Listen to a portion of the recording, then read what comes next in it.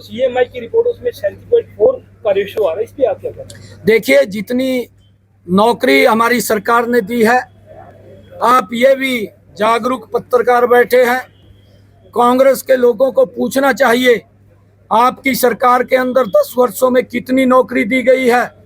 और यहाँ पर इन 10 वर्षों के अंदर मैंने कहा है कि युवाओं का विश्वास बढ़ा है। प्रधानमंत्री मुद्रा बैंक योजना, उसके माध्यम से युवाओं को पैरों पे खड़ा करके उनको कार्य कराया गया। चाहे प्रधानमंत्री कौशल विकास योजना, उनको स्किल दे करके उन्होंने अपने पैरों पे खड़ा होने का काम किया है। चाहे स्टार्टअप इंडिया, हमारे देश के अंदर अगर हम देखते हैं लगभग 1 लाख से ज्यादा स्टार्टअप आज देश के अंदर खड़े हो गए हैं और 100 से ज्यादा यूनिकॉर्न हमारे उन स्टार्टअप ने बनाने का काम किया है। और चाहे मेक इन इंडिया, देश के अंदर इंडस्ट्री के माध्यम से देश में युवाओं को रोजगार देने का काम ये हमारी सरकार ने किया है। चाहे बिना पर्ची बिना खर्ची के जो विश्वास हरियाणा का युवा खो चुका था कि नौकरी पढ़ने से नहीं, नौकरी तो किसी के चक्कर काटने से मिलेगी, परंतु आज विश्वास जगा है। हमारी सरकार ने बिना पर्ची बिना खर्ची के नौकरी देने का काम किया है। और अगर इन 10 वर्षों का कार्यकाल देखें और पीछे कांग्रेस का कार्यकाल देखें, कितनी नौकरी कांग्रेस ने दी, किस आधार के ऊपर दी, कैसे कैसे युवाओं को उनको चक्कर काटने पड़ते थे, परंतु आज बिना पर्ची बिना खर्ची के कांग्रेस के 10 वर्ष से ज्यादा नौकरी देने का काम हमारी सरकार ने किया। किसानों की आप सिरसा के लोगों के बीच में रहने का मौका मिल रहा है। आवाज थोड़ी तेज रखो। जिस प्रकार का आशीर्वाद सहयोग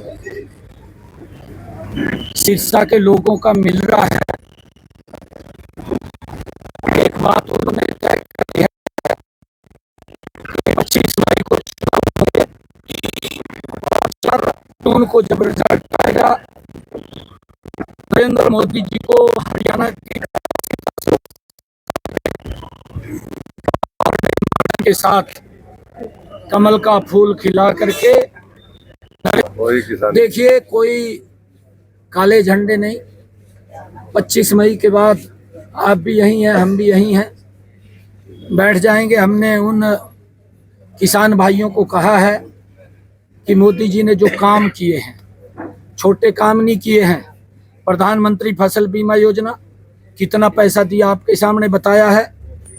प्रधानमंत्री किसान सम्मान निधि 3.5 लाख करोड़ रुपया किसान के खाते के अंदर पहुंचाया है। 14 अन्य फसलें एमएसपी पर खरीदने का काम हरियाणा के अंदर किया गया है।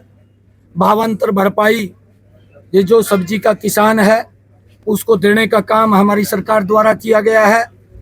अगर सोलर पंप की बात करें, उसके ऊपर सब्सिडी दे करके कितने 5 HP 10 HP के ट्यूबवेल लगवाने का काम किसान का हमारी सरकार ने किया है।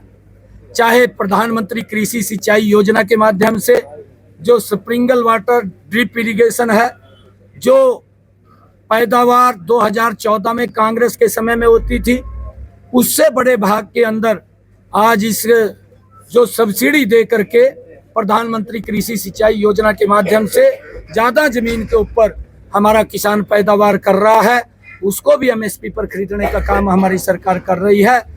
चाहे यूरिया या डीएपी के ऊपर सब्सिडी देने का काम वो नरेंद्र मोदी की सरकार ने किया है, क्योंकि उसके जो अंतर्राष्ट्रीय स्तर के ऊपर भाव बढ़े थे वो पहले भी 2013-14 के अंदर बढ़े थे।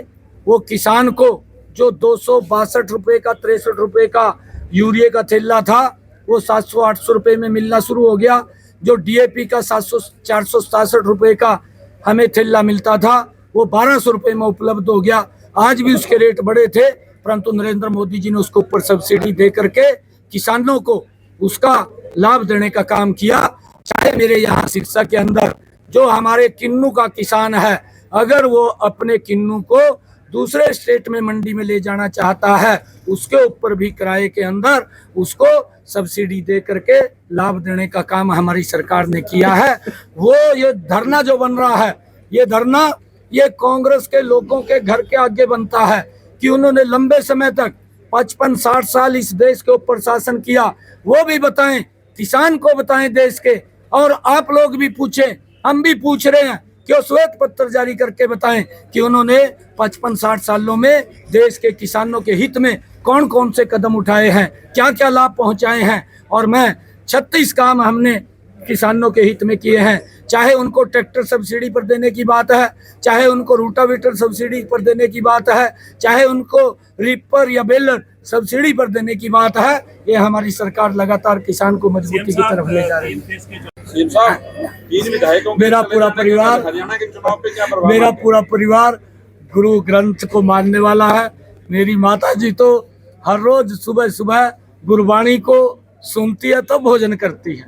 आप नहीं देखिए ना जो वहाँ की रिपोर्ट आई है, जो ऑर्गेनाइजर थे उन्होंने कहा कि वो ये पूछने के लिए आए थे कि आप क्या सामान मुख्यमंत्री जी को दे रहे हैं। कहा हमने दिखाया है, मैंने उनकी वीडियो भी सुनी है। उन्होंने कहा कि अगर एक डिब्बा हम मिठाई का दे रहे हैं, एक लोई दे रहे हैं, एक मोमेंटो दे रहे हैं, वो उन्होंने देखा है और देख करके वापस आ गए हैं। गुरु के कारण ही हम जिंदा हैं और गुरुओं का आशीर्वाद है। और ये सरकार तो हमारी गुरुओं को, जो हमारी वो संस्कृति, उसको आगे बढ़ाने का काम कर रही है। चाहे गुरु नानक देव जी का 550 साला वर्ष हो, चाहे गुरु तेग बहादुर जी का 400 साला वर्ष हो, चाहे गुरु गोविंद सिंह जी का 350 साला वर्ष हो, ये मनाने का गौरव हमें इसी सरकार में मिला है। मैं धनभागी हूँ और इस प्रकार की ये बातें जो करते हैं वो ठीक नहीं है। और मैं तो गुरुओं के चरणों में शीश नवाता हूँ और कहीं भी इस प्रकार की बात नहीं है।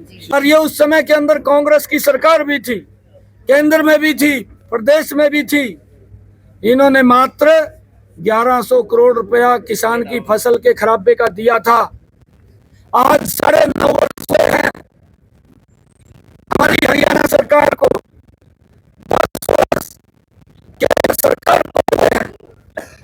मैं उनको आईना दिखाना चाहता हूं कि किसान की फसल का अगर खराबा हुआ है तो हमने 12,500 करोड़ रुपया किसान के खराबे का डायरेक्ट उसके खाते के अंदर पहुंचाने का काम किया।